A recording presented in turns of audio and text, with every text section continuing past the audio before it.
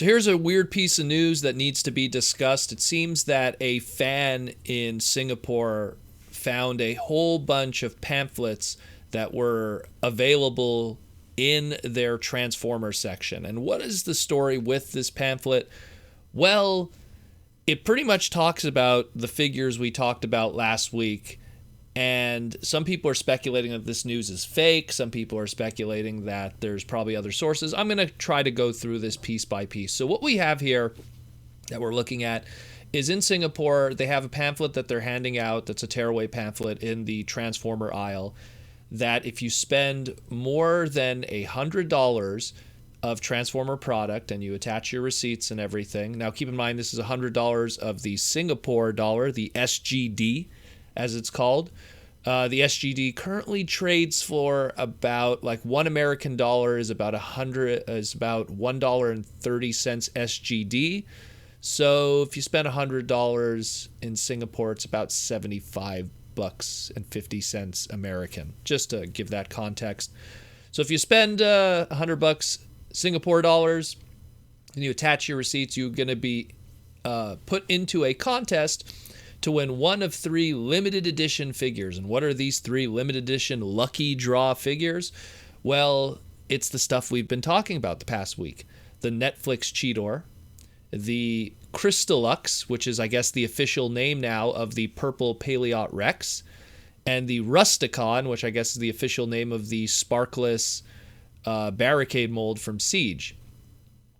Now, some people are speculating that these are lucky draws in the sense that Japan is lucky draws, where they're super limited, only 10, maybe 15 made, sometimes in the rare case 100, and they're given out, and that is that. And this is going to be an extremely limited product. Now, we don't really know that. This could possibly just be a Singapore giveaway. Possibly these are mass-released products that they're just giving away because they have early access to it. One of many things.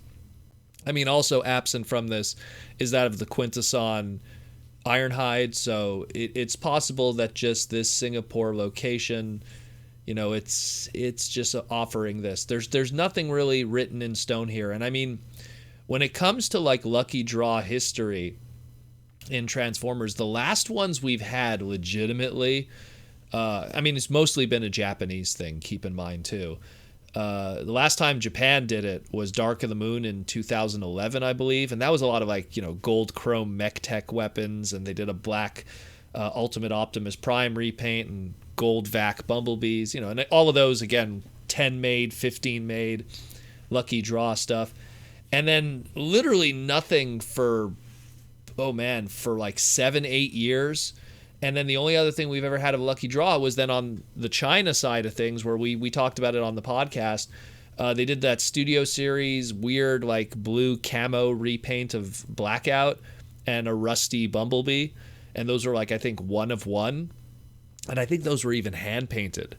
Like they weren't even like, manufactured that way. They were just kind of like a custom kind of special thing. So it's almost kind of lucky draw official, but also kind of like fan hand painted kind of thing. I don't know. It was kind of weird, that one. So like the lucky draw thing kind of really phased out, in my opinion, officially in 2011. So this is a weird thing. I think more so because we had, JT Prime 17 did that report back in May from the Walmart listings of the Netflix Deluxe Cheetor. And, it even had a price. It had an EAN code of, 1987 and all that stuff. That's the price, not a year. And that kind of puts more legitimacy that that's going to be a mass release product here in the West. So I think that we're going to be getting all of this in some kind of mass produced capacity.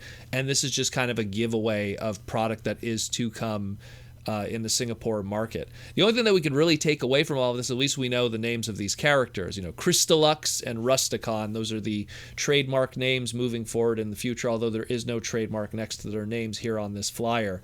So I wouldn't worry too much. I mean, some people were really excited about that rusted barricade, the sparkless Sea of Rust zombie, if you will, and the Cheetor.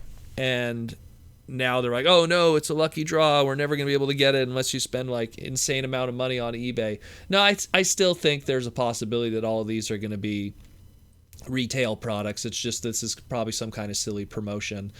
That, I mean, according to this, it says here it ends at the end of it starts at the beginning of this week and ends February 25th. I get a feeling we'll probably know a lot more when these dates roll around. We'll probably see some in-package images and stuff. We just don't see lucky draws anymore. Hasbro and Takara, they don't want to do these production runs of short run stuff like they used to. That again, like Dark of the Moon really was the beginning of the end of Transformers' like peak popularity. Like I always said, like 2009, 2010 was peak popularity for Transformers, as high as it ever was.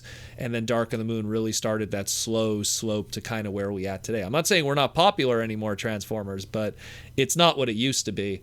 And Dark of the Moon really was like the beginning of the end of lucky draws in Japan. And that Chinese one that I'm talking about that we had in 2018, I think it was, even those ones were like a one-off kind of custom hand-painted thing. I think it was done by an artist too that was really popular in the region. Like there was some kind of weird story with that.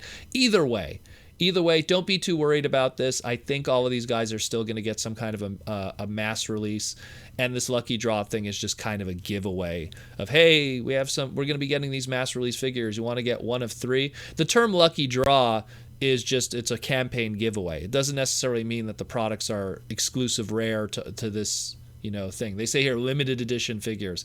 That's a buzzword. Like if anyone who drives a car that's an LE limited edition, they only made like, 20,000 of them. So let me know what you think. Kind of weird. What we could take away from this news more than anything is we now know the names of these characters. And this is probably legit because, I mean, look at the poses of Crystallux and stuff. Like clearly this is someone that had the figures in hand and took the photos officially. So there's something to take away from all of this. So let me know what you think. Pretty cool otherwise. I mean, hey, Crystallux. That's a very Crystar kind of sounding name. And Rusticon.